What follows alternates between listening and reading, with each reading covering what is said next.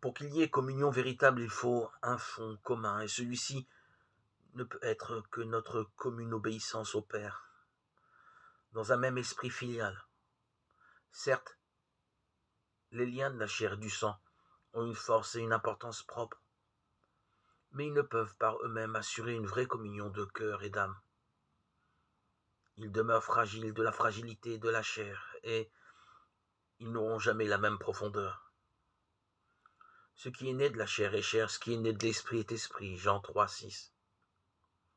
Il s'agit de laisser l'Esprit Saint tisser d'autres liens, des liens spirituels, sur la base de notre commune relation filiale au Père dans le Christ. Celui qui fait la volonté de mon Père qui est aux cieux, celui-là est pour moi un frère, une sœur, une mère. Nous nous retrouvons unis en avançant ensemble dans la même direction, en obéissant à la volonté de Dieu.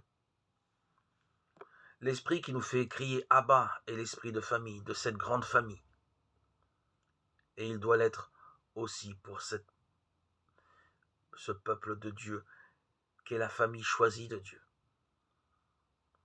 Pareil, dans la communion spirituelle, chacun peut goûter la bonté et la beauté de Dieu, dans la mesure où la famille chrétienne, à travers un chemin de conversion permanente, soutenue par la grâce de Dieu, réussit à vivre l'amour comme communion et service, comme don réciproque et ouverture vers tous.